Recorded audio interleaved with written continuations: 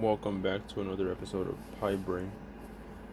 In this video, I'm going to be showing the second part of making the Hello World generator using algorithmic genetic algorithms. Alright, so we're using the book again, Genetic Algorithms with Python by Clifford Shepard. So in the last episode we went over the genes that are going to be used to generate parents. The parents will be used to generate populations. And next we're going to talk about fitness, how to determine the fitness, and also how to mutate the genes so that we get better results. Then we'll talk about display. And finally, the main function, which is where the whole process of evolution will be simulated. Alright, so let's get started. So I'm going to open up a terminal and I'm going to go to the programs and Python tutorials. So if I go back to the Hello World program that we were working on last time, and I'm just going to comment this out because we don't need that. Or actually, I'll just remove it. So let's look back here at the program and let's talk about fitness. So it says here that the fitness value of the genetic algorithm provides is the only feedback that the engine gets to guide it toward a solution. In this project, the fitness value is the total number of letters in the guess that match the letter in the same position of the password. Alright, so here we have a function get fitness, guess, and return.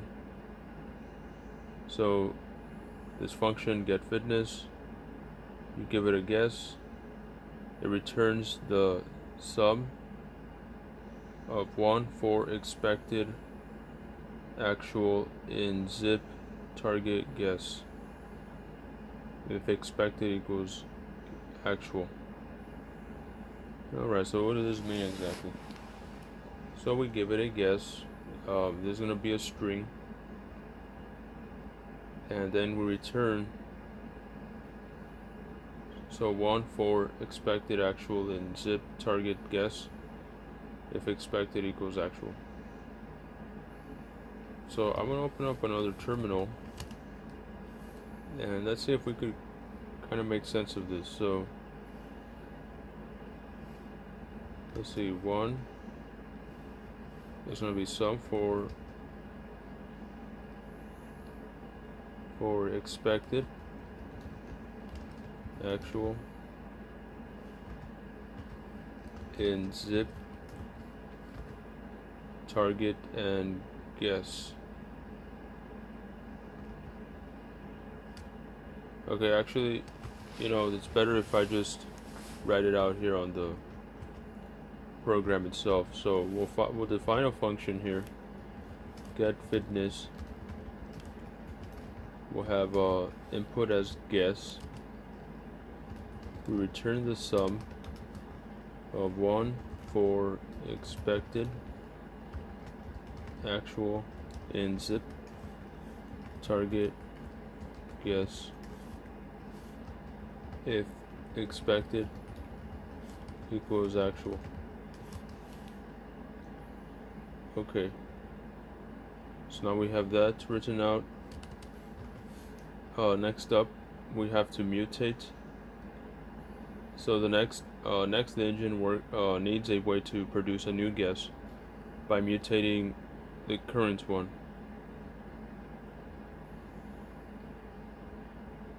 Okay, so by mutating the current guess. The following implementation converts the parent string to an array with list parent, then replaces one letter in the array with a randomly selected one from gene set and finally recombines the result into a string using this code here, where we join the child genes. This implementation uses an alternative replacement if the randomly selected new gene is the same as the one that is supposed to replace, which can prevent a significant number of wasted guesses. Alright, so let's type this in as well. Actually, I'm gonna just highlight it and see if I could paste it here. Alright, and there's some weird spacing there.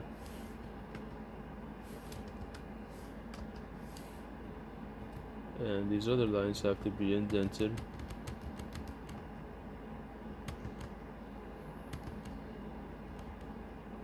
So if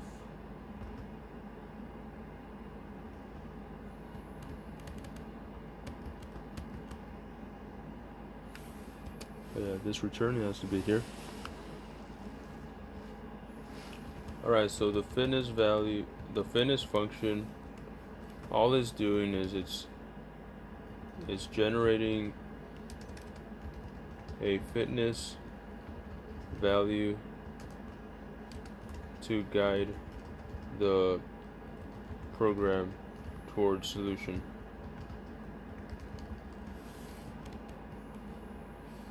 And then of course we have this new function mutate.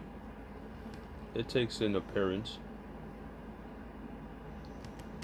and it's going to create this variable index, which is rand range 0 to length of parent.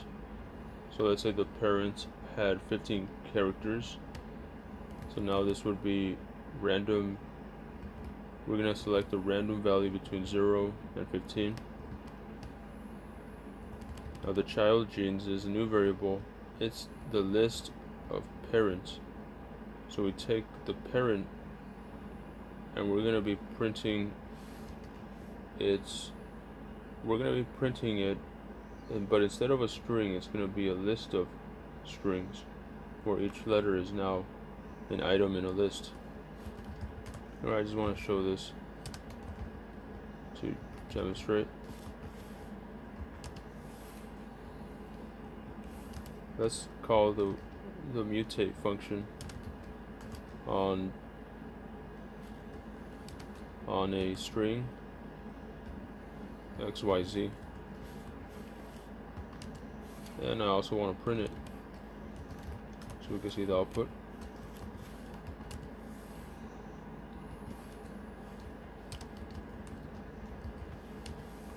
Alright, so you can see that the XYZ, the child genes variable converts it into a list of single character strings. Okay, so now that we know that what's going on there, I'll comment that out. And so now we can see that new gene is so there's a new variable new gene, and alternate.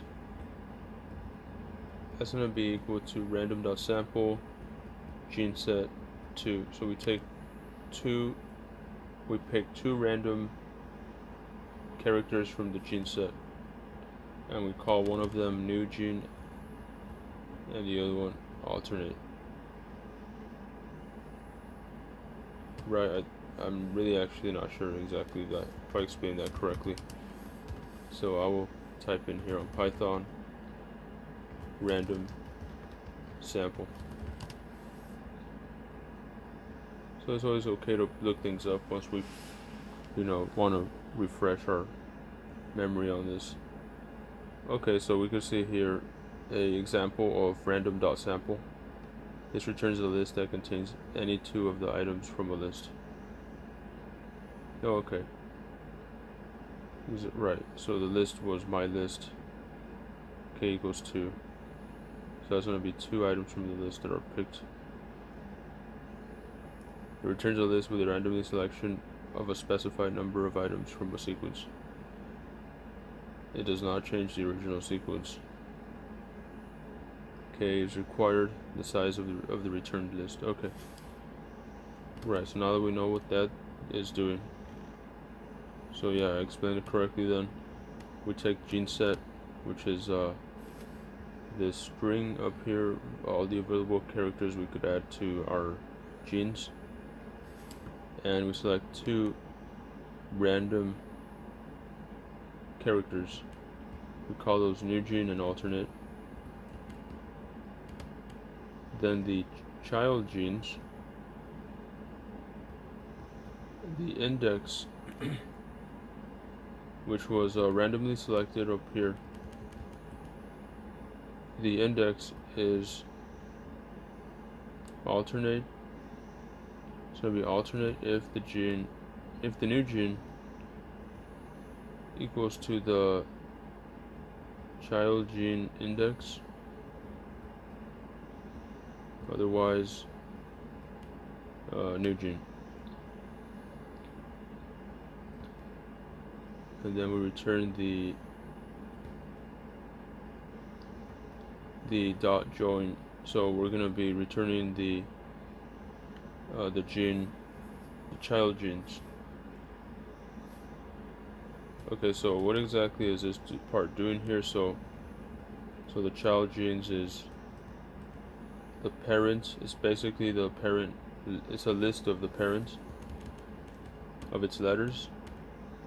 And what we're doing here is we're mutating one of the indexes.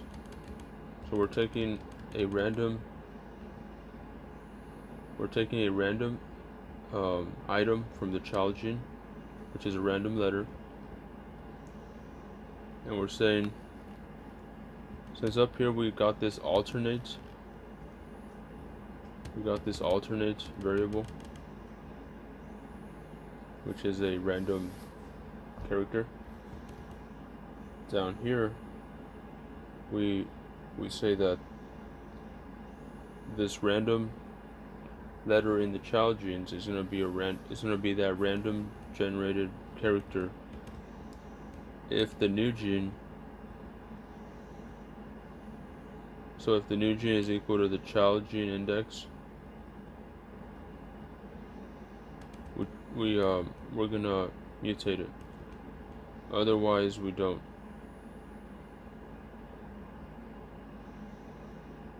Okay, so let's print out some of these things, since I just want to be more clear on this. Let's print out some of these variables. Let's print out new gene and alternate to see what's going on here.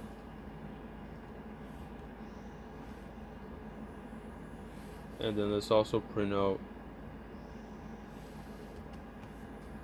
child genes index. Let's put that in a print function. I'm gonna remove the hash here.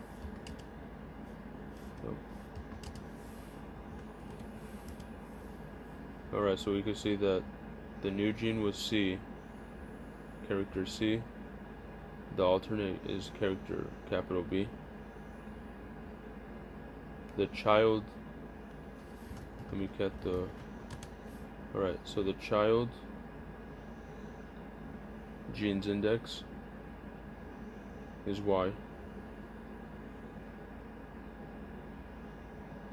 And notice that instead of getting back XYZ, we get XCZ. And why is that? That's because the index was obviously the value of 1, because Y would have value of 1 in the index if you convert this string into a list. And so we ask, is the new gene C equal to Y?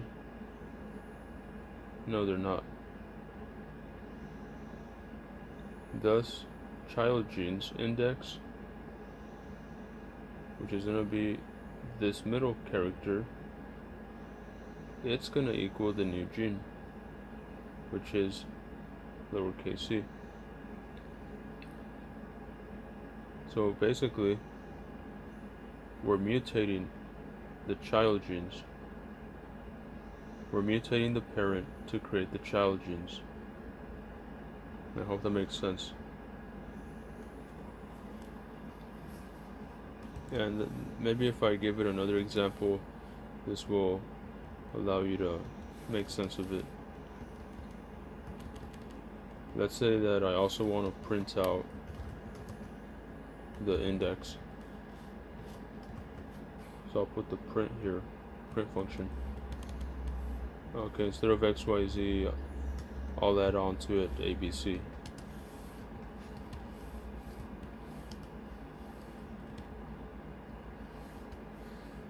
Alright, so let's look at our output, which is here. We see that the index that we got, in this case, randomly generated from the operation shown here, where we take the random value between 0 and length of parent. Our parent is, in this case, would be 6, because we have XYZ ABC. And so our index is 5. So our next, so you can see that, oh, notice that there's an empty space here. And that's one of the characters we have in our gene set, is this empty space. So that was actually that was actually our character, which was chosen as the new gene variable. Where is it? Up here. So the new gene became empty space. Next we say child genes index. So child genes number 5, index 5, which would be